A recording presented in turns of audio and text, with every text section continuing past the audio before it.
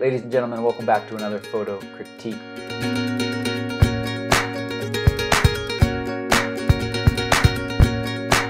We are currently working our way through the images submitted in the October 28th folder.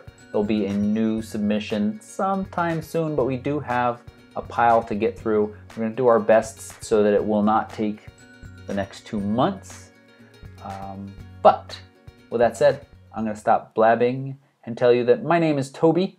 And I'm Christina. And last week, Christina, you mentioned, actually 2 weeks ago now, because we had a travel delay, impact. You had talked to other photographers on the Italy trip, and we're really going to try to use that to frame your critiquing. Is that right? Yes. Yeah. I like that a lot, because I think a lot of times we struggle with, we get a picture, and it's a nice picture. It's kind of snapshotty, though, you know? It's not, doesn't really mean a whole lot to us.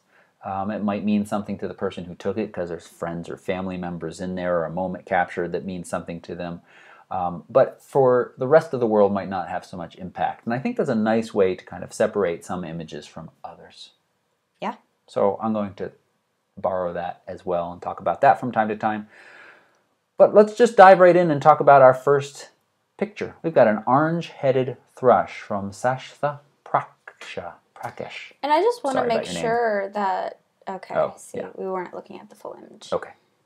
Thank you for correcting that. So would you like to start? Sure. So right off the bat, this photo looks very, very clean in terms of the composition. There's no serious intersecting elements that distract the eye away from the bird. The bird itself is fairly colorful, and even though there are other colors in the frame, the bird still stands alone. It's juxtaposed against the dark trunk of the tree, and then just a little bit of its head is on the green. So I think that the composition is very clean, using rule of thirds. Technically the bird is super sharp, and everything else is soft and out of focus, bringing attention to the bird. And for me, I think it has a good bit of impact. I mean, I don't think I've ever seen a bird like this before. So it's really cool to see, and I think it's a very nice capture, a nice bird picture. Yeah, I agree. My only critiques or criticisms is that this branch here is grabbing my eye, and this yellow leaf right here. Not a lot you can do about that from this framing, and otherwise I agree with Christina, the framing is quite nice. The way this branch leads down under the breast of the bird, I think works really nicely. A little warm back here in this area, but overall I think it's quite nice. Yeah, I disagree with you about the branch that's out of focus. I didn't even notice it, actually. And there's not really there's nothing you can do about that, without scaring the bird off and not getting the picture. Right. So that's the sort of thing you can just let slide. I mean, I guess you could find a different kind of framing, but again, I don't think it's a huge deal. The colors are similar enough to the rest of the tree that they blend in. The leaf, I will say that it does bring my eye out of the frame, and there is actually a quick fix for that. You could bring it into Photoshop or just do it in Lightroom, and just change the color to try to match the background more of the leaf, and really no one will know. Yep. So right. That's a good way to deal and with that. That might sound tricky, but it really isn't when you bring it into Photoshop. It's quite easy. Great. Thank you, Sastha. I'm sorry, I'm not saying your name right. But let's move on to this image from Martine, taken at Argan Valley in the Caucasus of the country, Georgia. I think this image has a lot of impact. The green leading down to this river and then leading your eye up off around the corner really works really well for me. When I first pulled it up and I was looking at the foreground, I was trying to decide, do I like the foreground? Could it be cut out? And I'm just holding my hand up now and cutting it out. And I don't think it's as strong an image without those nice little buttercups or yellow flowers in the foreground. And after looking at it for a little while, then you notice this truck or some vehicle that's making its way along a road there. And that really gives you a sense of scale. That along with this building up here on the right, which is very interesting. What's the story behind this clearly very old I really like it. It's a nice image. It's a beautiful location. I think the treatment, if there was any, works really well because the colors look nice but without being overdone. It's great. Only thing, and this is, the truck is a little lost in this part of the bend. I'm not sure, it's hard to tell if it's coming towards us, and it's not super important, but a little bit further along this bend, if we got a sense of the side of the truck more, would give us, I think, even a grander view of the scale, or a grander sense of the scale that we have here. Yeah, I mean, I agree with you, Toby, in that this image is really strong and this place is beautiful. And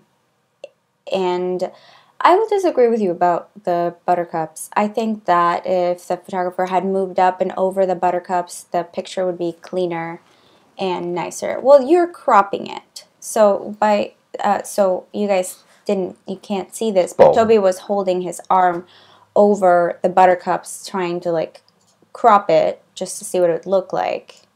And I just don't think that it has as much impact when you crop it as it would if you shot from higher up. Yes. I mean, it's still a 16:9 crop. It still looks nice, but yeah, it's just not the same. I feel like it loses.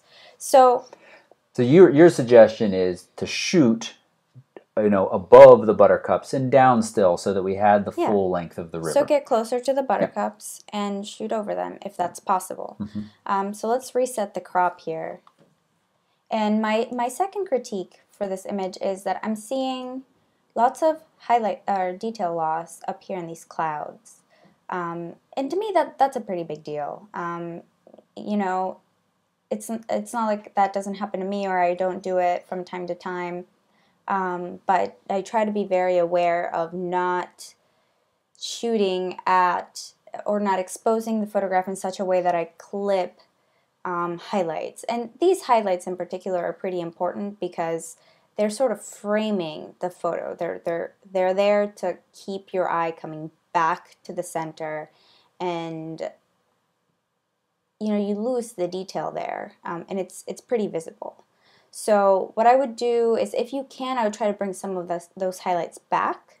If you can't in the future, watch out for your clouds. Make sure that they are properly exposed, and then you can always bring dark detail back up.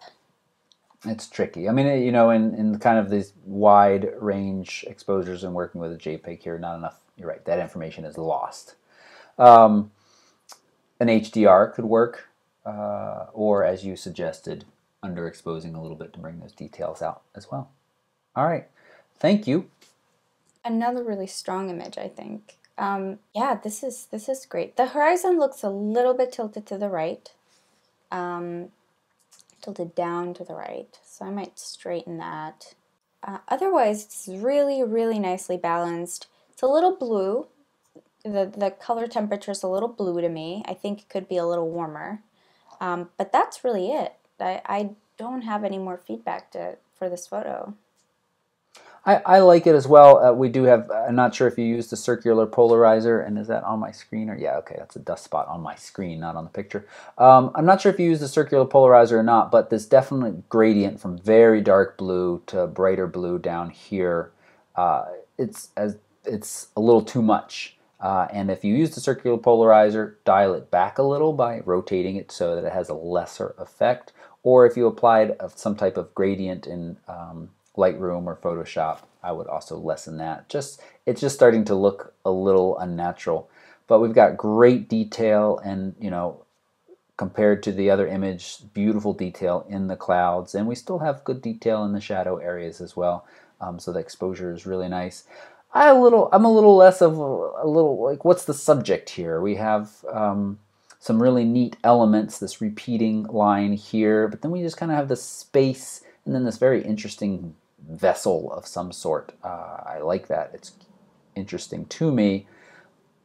But and these things balance each other to a degree, but I'm left a little bit wanting this image to be focused on one of the areas or the other.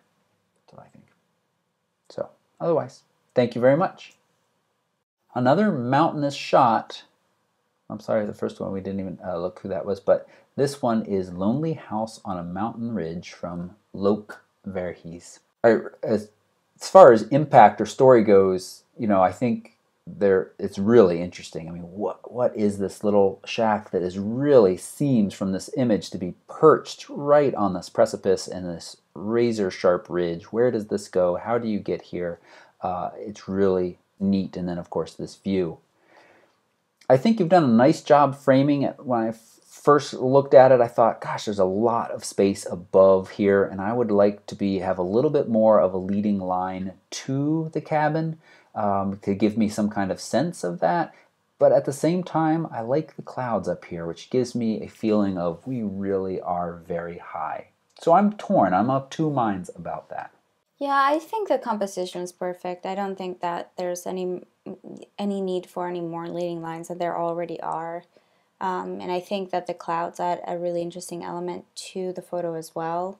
The color balance, the color temperature is a little off. I think it probably needs to be a little warmer, maybe greener. I can't really tell. I would have to play around with it and Do you want really to play around with it a little bit?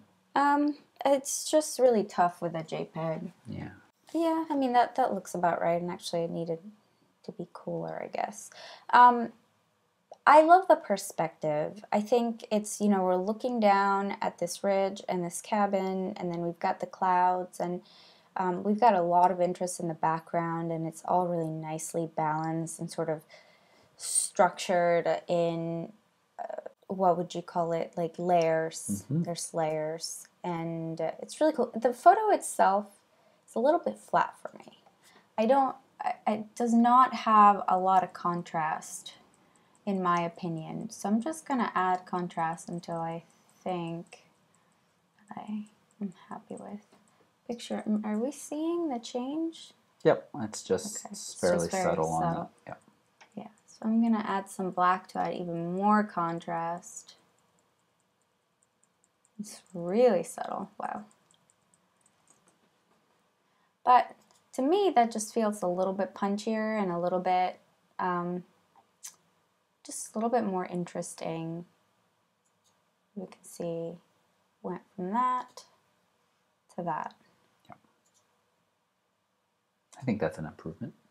So again, it's personal preference, and you sort of be the judge of which version you like best. But that's my feedback. Right. And it can be a little dangerous adding contrasts in some cases when there's people in. Yes. But for scenery, you really can often raise that contrast and have a really nice, as you said, a punchier looking image, which is often good. Yeah, and let's actually, just for fun, I want to see what happens when I add saturation. Just a couple notches of saturation.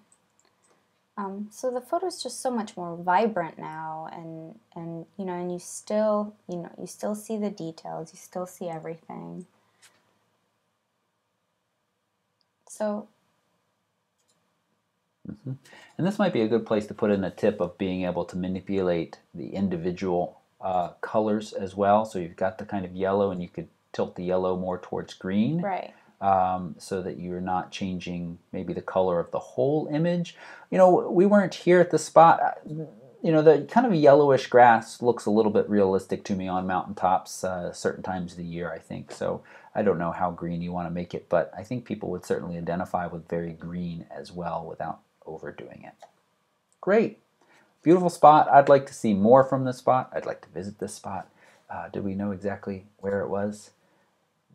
On a mountain ridge. That's all we know. Thank you, Achintya. We've seen work from him before. We've seen similar work from him before.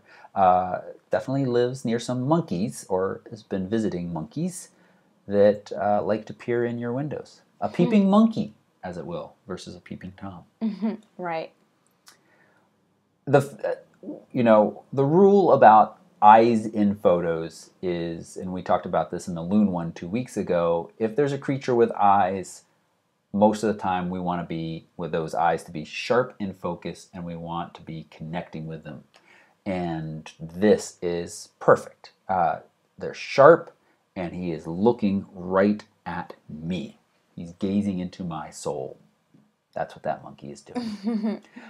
So just that is wonderful. I think the exposure here is nice. Black and white looks great. My only complaint is, and Christina has mentioned this before, triangles can be very distracting. And we've got this bright triangle just cut off here on the edge. And I really would just like to chop that off and say, just get in a little bit closer. Crop, or when you're taking the picture, even better, just get rid of that. And we still have plenty of space down below where we didn't lose any part of the monkey. And I think that makes a stronger image, although we've got them centered right now. What would you going to suggest? Well, my first instinct is to see what this picture looks like when I straighten it.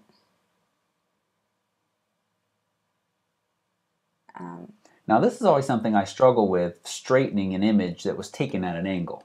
Right. So you kind of have to just find, the closest possible point, that looks the least distracting. To me, I was trying to decide, and now after cropping it, I'm trying to decide whether it looks better as is or if it looks better cropped. And, this triangle does actually feel to me like it's a little bit distracting. So I'm not really sure what to do about that. I don't know if cropping is the solution, because once you crop, then it feels like the photo is really, really crooked. And I don't love that. So we can try to straighten it and then crop it and see what that looks like. And I don't know. I think I kind of like the original image. As much as this triangle bothers me, I think that's the best rendition of this photograph. To me, the photograph, well, it's a really cute monkey. It does not have a ton of impact. I think it might be because of the crop, or the black and white feels a little flat for me, just because there's a lot of really dark, these blacks are really dark and this white's really white, and this just looks very gray. It does not, one way that you can add focus to a certain part of a black and white image is by increasing the contrast of the subject. So, let's just play with this for fun, and I don't know what'll come of it, but I'm just adding exposure and trying to add contrast as well. We're losing bits of the monkey's fur there. We are. And this is a JPEG image, so we're going to lose some of that, but it's just an example, and I just want to show you guys if that actually helps. And I'm going to add a vignette, very slight vignette.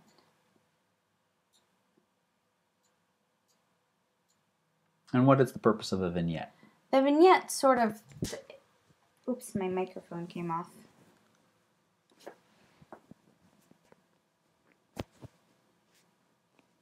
In this case, what the vignette does is darken the corners so that the brightest and more contrasty part of the image becomes the monkey.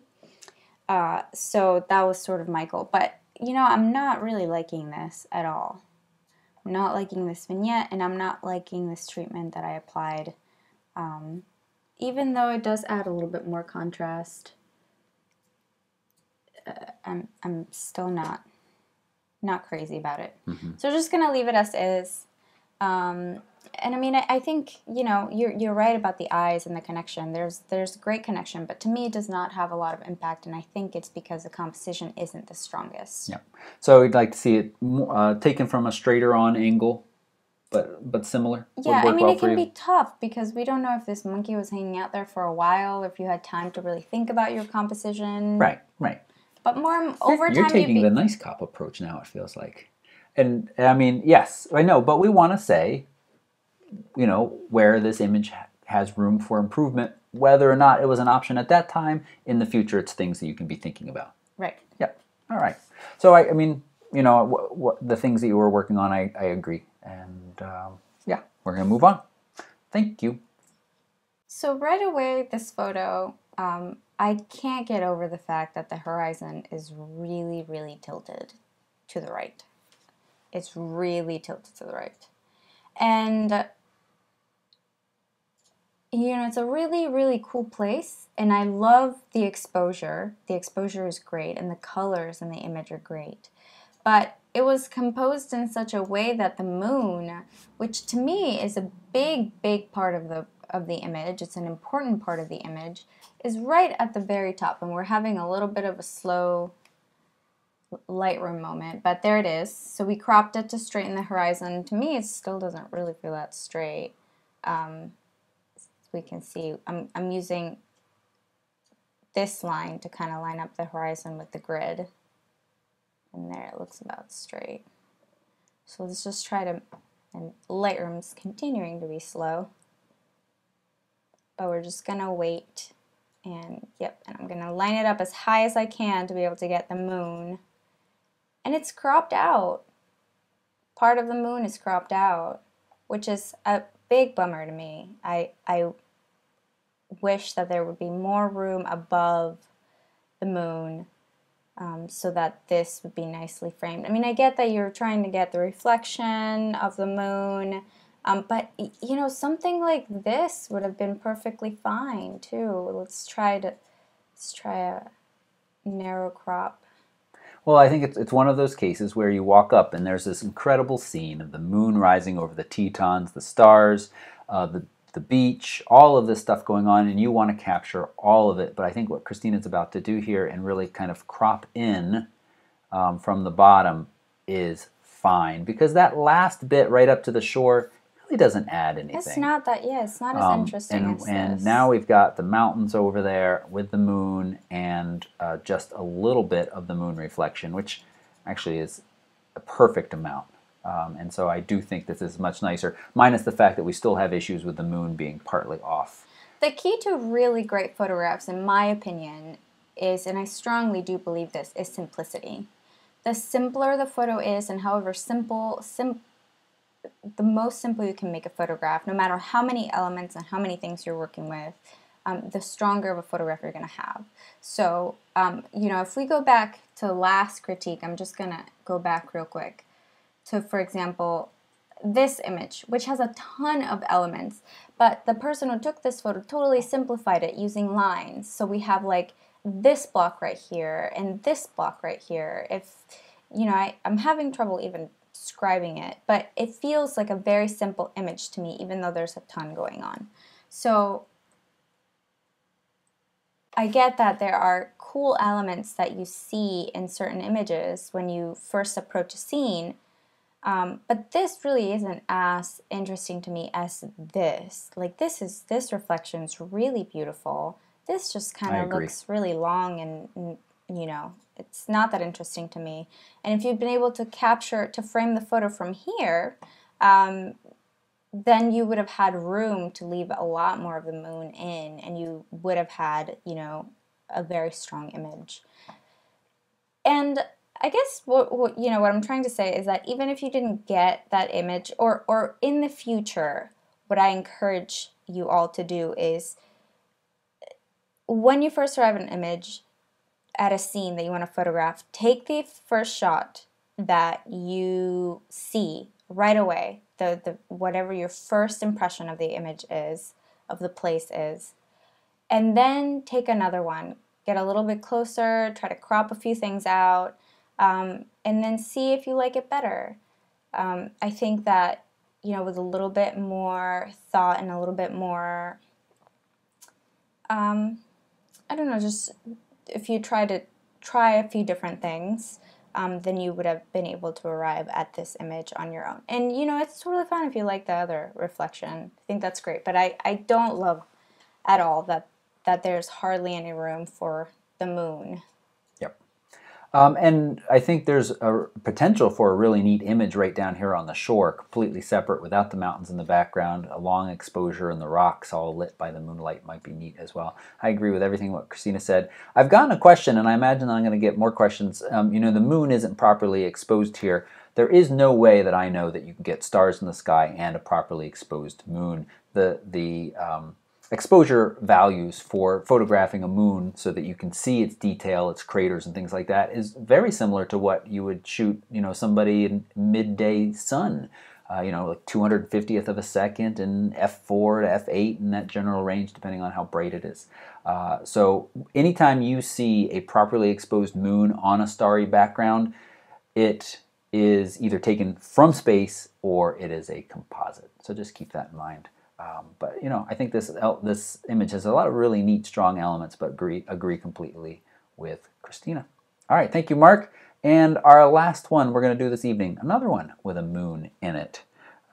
Let's just go over here to the library real quick and say that this is from Angard Wilkinson. I think we've seen other work.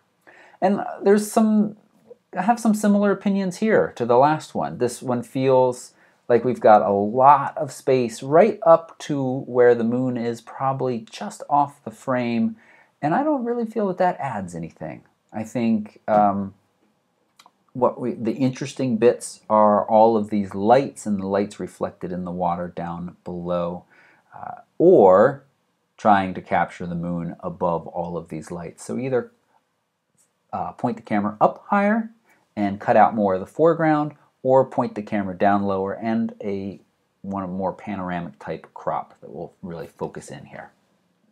Yeah, my feedback for this image is use a smaller aperture, stop down a little bit, and then that way you can get that cool starburst effect, like kind of in the moon picture. These lines, these starbursts, are from shooting at apertures of f8 and above. So like f16, f11, f8. Right.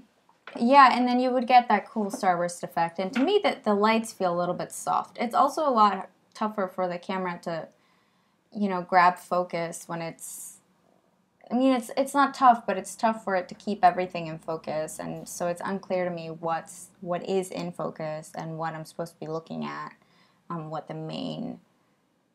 what the subject is in the image. And yeah, I think that the moon, those clouds in the upper left corner that are illuminated by the moon, they're a little bit more of a distracting element than they add to the image, because they keep pulling me away from the city. So, yeah. Okay, great. So we got a couple of questions for folks out of this one.